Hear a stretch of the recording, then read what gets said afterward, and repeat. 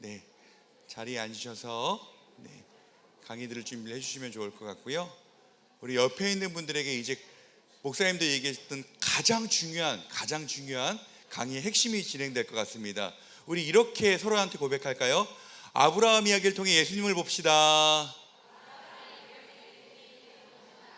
네, 우리 목사님 나오실 때 다시 한번 박수로 한번 맞이하도록 할게요. 네, 감사합니다. 사실 그 강의 끝나고 마지막에 좀 찬송을 부르려고 했는데 찬송 하나만 불러도 될까요? 네, 그냥 반주 필요 없고요. 다 아시는 찬송일 것 같아서 주 예수보다 더 귀한 것은 없네. 같이 찬송하겠습니다. 제가 첫음을 잘못 잡아도 용납해 주세요. 주 예수보다 더 귀한 것은 없네. 이 세상 부귀와 바꿀 수 없네. 영죽은 내 대신 돌아가신 그 놀라운 사랑 잊지 못해. 세상 즐거움 다 버리고 세상 자랑 다 버렸네. 주 예수보다 더 귀한 것은 없네. 예수 밖에는 없네. 감사합니다. 네, 제가 이제 뭐 여러 가지 유머도 좀 섞어가면서 이런 네 가지 우상들에 대해서 이야기를 했어요. 근데 이 네 가지 우상이 다 그 자체로는 나쁜 게 아닙니다. 안락을 추구하는 게 왜 나쁜 거겠습니까? 안락하기를 다 원하죠. 근데 안락이 신이 됐을 때 나쁜 겁니다. 예. 그리고 인정을 받고자 원하는 것은 나쁜 게 아닙니다. 근데 하나님으로부터 받는 인정보다 사람으로 받는 인정을 더 중요하게 여길 때 하나님을 내팽개치게 되는 거죠. 예. 그리고 삶에서 내가 원하는 것을 통제하고 계획하는 게 뭐가 나쁘겠습니까? 근데 하나님의 계획마저도 무시하고 내가 원하는 대로 내 삶이 통제되지 않을 때 하나님한테도 화를 내고 이웃을 막 통제하려고 하는 게 문제겠죠. 그게 통제가 자신의 우상, 신이 됐다는 겁니다. 권력도 마찬가지입니다. 하나님께서 높이실 때 감사함으로 받고 하나님께서 낮추실 때 그것도 인정한다면 뭐가 문제겠습니까? 예. 그걸 받아들인다면 사실은 높아지기 위한 욕구는, 인정받기 위한 욕구는 나쁜 게 아닙니다. 그러나 내 삶에서 내가 누군가를 찍어 누르고서라도 위에 있으려고 하면은 그게 항상 문제겠죠. 그게 우리를 고통스럽게 만듭니다. 그럼 항상 그 모든 것들은 우리를 희생시켜요. 우리가 아까 처음 읽었던 이 아브라함 이야기는 정말 많은 사람들이 궁금해하는 질문들이 있습니다. 아마 여기 계신 분들 중에서도 그 질문을 가져보신 분들이 분명히 계실 겁니다. 그 질문이 이거예요. 아니 왜 하나님은 아들을 내도록 100세에 죽고 나서 이거 병 줬다 약 주냐? 왜 아니 100세의 아들을 자기가 죽고 나서선 왜 또 뺏어가려고 그러는 거냐? 그럼 이제 항상 대답을 해줘. 아니 안 뺏어갔다. 대신 여호와 이래 어린 양을 준비해 놓으셨다. 이렇게 대답을 해줘도 아니 그럼 왜 장난치냐? 왜 달라고 왜 하냐? 예, 이런 질문을 되게 많이 던져요. 그럼 그때마다 이제 많은 대답들을 해줄 수 있는데 제가 항상 대답해 주는 게 있습니다. 뭐냐면은 제가 아까 이제 브루스 벌키라는 분한테 창세기를 들었다고 했잖아요. 그때 그 수업 때 제가 들었던 잊히지 않는 문장이 있어요. 뭐냐면은 이 창세기가 고대 근동의 메소포타미아나 다른 국가의 사람들한테 볼 때는 특히 이 22장이 너무나 감동적으로 읽혔을 거라는 거예요. 왜냐하면 모든 고대 근동의 다른 종교는 장자를 바치라고 요구하는 종교였거든요. 근데 이 종교의 신은 장자를 바치라고 했을 때, 그러니까 지금 우리 입장에서는 장자를 바치라고 그래? 이거 너무 하나님 너무하는 거 아니야? 이런 생각이 들죠. 근데 그 기원전 14세기 때 창세기를 읽던 사람들 입장에서는 그치, 신이 장자를 바치라고 할 수도 있지, 우리 신도 딱 그래, 이렇게 생각을 했을 거라는 거죠.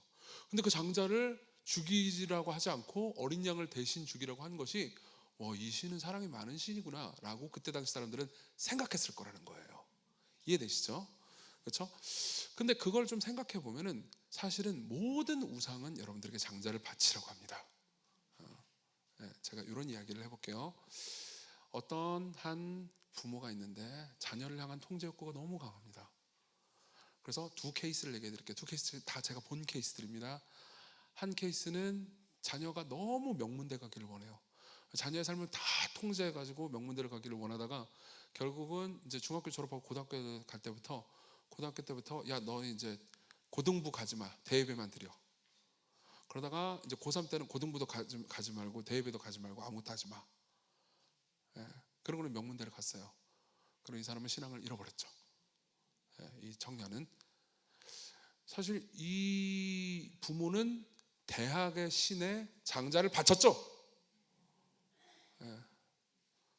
모든 신들, 학벌의 신은 장자를 내놓으라고 합니다. 충분히 장자를 내놓지 않으면 너는 절대로 이 학벌의 위대함을 얻어내지 못할 것이다 라고 얘기하죠. 성공의 신도 마찬가지죠. 모든 성공을 하려면 열심히 노력해서 가족들과 지내는 시간을 버려라 라고 말합니다. 그렇죠? 교회 그거 아깝다. 또 다른 케이스도 얘기해 드릴게요. 또 다른 케이스. 이 케이스는 부모님이 어렸을 때부터 이 아들을 목사로 서원을 했어요.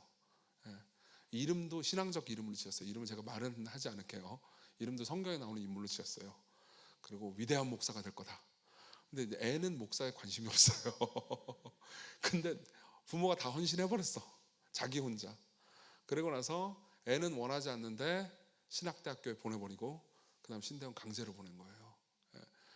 그러고 나서 제가 이제 그 친구를 신대원에서 만났거든요. 얘는 신앙이 없어요. 근데 목회 기술은 가지고 있어요. 끔찍하죠. 이것도 사실은 종교적인 측면에서 자기 아들을 목사시키고 싶어하는 성공의 우상에 자기의 장자를 내놓은 겁니다. 그렇죠? 양상은 다르죠. 한쪽은 아주 세속적이고 한쪽은 아주 종교적이죠. 그렇지만 둘 다 똑같이 자녀를 망치고 있어요. 항상 우상은 꼭 나쁜 것만이 아닙니다. 자녀를 목사 만들겠다, 꼭 나쁘게 보이십니까? 아니잖아요. 근데 그 가운데 얼마든지 악이 있을 수 있습니다. 저도 마찬가지예요. 저한테, 우리 교회 교인들한테 되게 자주 얘기하는 거거든요. 이정규한테 최고의 우상이 될 수 있는 게 뭘까요? 시광교회입니다. 저희 교회. 저희 교회 이름이 시광교회예요. 한번 제가 홍보 한번 했습니다. 이정규한테 최고의 우상이 될 수 있는 건 시광교회예요. 이 교회를 제가 개척했어요. 2011년도에. 그리고 지금까지 성장했습니다. 엄청 많이 성장했어요. 제가 생각했던 것보다 거의 1000명 가까이 됐거든요. 아까 12명에서 시작했다고 그랬잖아요. 15년은 안 지났는데 한 14년 가까이 지났는데 막 엄청나게 빠르게 성장한 거라고 볼 수도 있고 아닐 수도 있습니다. 근데 제가 생각했던 것보다 훨씬 더 큰 은혜를 받았죠. 근데 생각해 보세요. 저 역시 이런 생각이 들 수 있지 않겠습니까? 야, 내가 14년 동안 이렇게 젊었을 때 그 150만 원도 못 받으면서 희생하고 이거 내 거야 라고 얼마인지 생각할 수 있겠죠? 근데 생각해보세요. 제가 목회하느라 너무 바쁘고 성도들을 섬기느라 너무 바빠서 하나님께 기도를 하나도 안 해요. 그럴 수도 있죠. 그럼 저한테 시간교회는 우상인 겁니다. 그러면 그런 교회 성도들은 행복할까요? 불행할까요? 결국은 불행하게 돼요. 당장은 그렇게 느끼지 않을 수도 있습니다. 기도 안 하는 목사가 아무리 헌신적으로 섬겨도 그 사람에게 있어서 영적이고 내적이고 아름다운 것들이 나올 수가 없어요. 예수님이 나올 수가 없습니다. 아까 제가 뭐라고 말씀드렸죠? 오전에 예수님 중심적으로 성경 해석을 하려면 예수님 사랑해야 돼요. 고기를 사랑하는 것보다 더 사랑해야 됩니다. 그래서 제가 시간교회를 예수님보다 더 사랑하면은 저는 교회에 대한 얘기만 많이 할 거예요. 예수님 얘기를 안 할 겁니다. 모든 신은 장자를 바치라고 합니다. 자, 근데 하나님께서 장자를 바치라고 하세요. 근데 아브라함이 여기서 되게 독특한 명령을 하나 받습니다. 하나님께서 장자를 딱 바치라고 하세요. 근데 어디서 바치라고 하시냐면 모리아산으로 가라고 합니다. 예. 자, 이 모리아산인 게 왜 중요할까요? 모리아산은 3일 길이 걸렸어요. 이게 꽤 중요합니다. 보세요. 예를 한번 들어보겠습니다. 제가 여러분들을 설교를 하는데 막 뜨겁게 막 여러분들이 막 마음을 흔드는 설교를 했다고 할게요. 근데 그 설교의 주제가 헌금해라예요. 시광교회 헌금해라. 예. 수영농교회 말고 시광교회 헌금해라. 그런 주제로 말도 안 되는 얘기지만 그렇게 설교를 했다고 칠게요. 근데 다 막 너무 뜨거워졌어요. 막 전부 다 여러분들이 막 마음이 막 시광교회 헌금하고 싶다 이런 마음이 막 충만하게 차올랐어요. 그럼 제가 그 다음에 뭐라고 말해야 될까요? 적용 마지막에. 그쵸. 핸드폰을 꺼내세요. 그쵸. 카카오뱅크 빨리 누르세요. 여러분들은 그 핸드폰 앱 다 누르세요. 이렇게 해야 되잖아요. 근데 제가 만약 이렇게 했다고 합시다. 여러분 은혜 많이 받으셨죠? 3일 후에 하십시오. 그러면 헌금을 할까요? 안 할까요? 네, 그렇죠. 3일 동안 생각해보니까 아니 나 수영록교인인데 내가 왜 시광교회에서 헌금을 해? 이런 생각이 당연히 들지 않겠어요? 그렇죠? 마찬가지예요. 하나님께서 아브라함을 가스라이팅하고 싶었다면 야 지금 당장 죽여 이랬겠죠. 근데 모리아산으로 가라고 합니다. 그럼 3일 길을 걸어요. 그때 아브라함은 아마 자기가 죽는 것 같았을 겁니다. 얼마나 고통스럽겠습니까? 생각해보세요. 자기가 100세에 낳은 그 사랑스러운 아들입니다. 네. 그리고 이 아들이 돌아오면서 아마 이게 지금부터는 상상인데 아빠 어디가? 어디 가? 번제 드리러 가. 어린 양 어디 있어? 얼마나 마음이 아팠겠어요.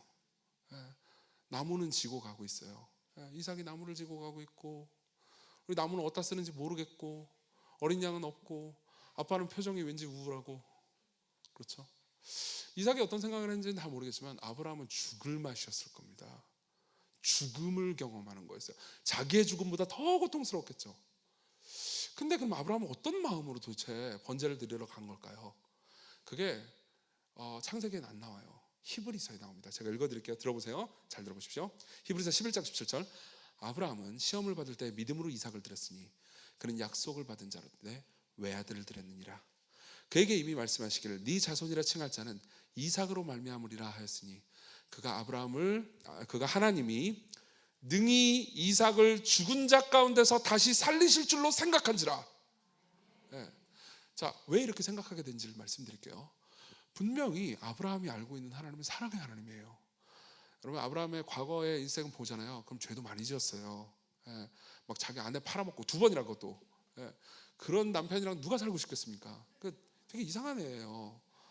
아니지 나보다 나이 많지. 이상한 분이세요. 근데 그때마다 하나님께서는 용서해 주시고 사랑해 주시고 아브라함을 안 버리셨어요.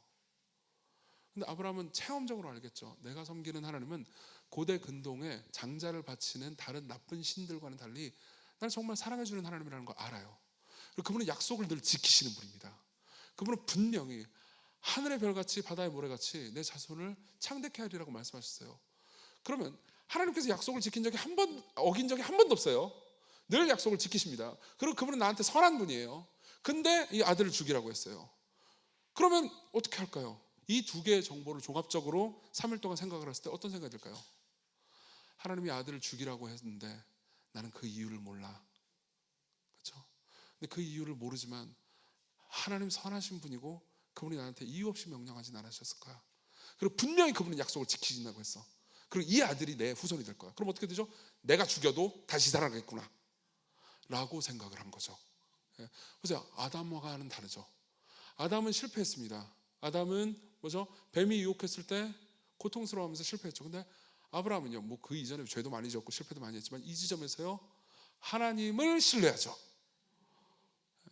그리고 나서 모리아산으로 가서 죽이려고 합니다. 그리고 그때 갑자기 여호와의 사자가 찾아오죠. 아까 오전 강의 때 잠깐 얘기했지만 구약 시대에도 예수님이 저 하늘에서 이렇게 놀고 계셨던 게 아니고요. 구약 시대 때도 아직 성육신하시진 않았지만 구약 시대 때도 자기 백성들을 찾아오셔서 성자 하나님께서 함께 해주시고 말씀해 주셨어요. 근데 구약 시대 때 활동하셨던 성자 하나님이 여호와의 사자라는 이름으로 많이 등장합니다. 여기서 나오는 여호와의 사자는 성자 하나님이세요. 성자가 오셔서 뭐라고 그래요? 말리시죠. 그렇죠? 그러면서 뭐라고 말씀하시느냐? 우리 같이 이 말씀을 봅시다. 12절 같이 읽겠습니다. 12절 시작. 사자가 이르시되 그 아이에게 내 손을 대지 말라, 그에게 아무 일도 하지 말라. 내가 내 아들 내 독자라도 내게 아끼지 아니하였으니 내가 이제야 네가 하나님을 경외하는 줄을 아노라. 아멘. 자 보세요. 예수님께서, 성자 하나님께서 아무도 대지 말라, 이제 내가 하나님을 경외하는 줄 아노라, 이렇게 말하죠. 그렇죠?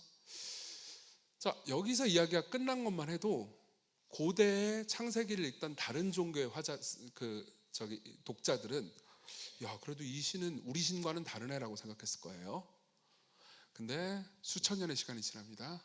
그리고 여기서 아브라함이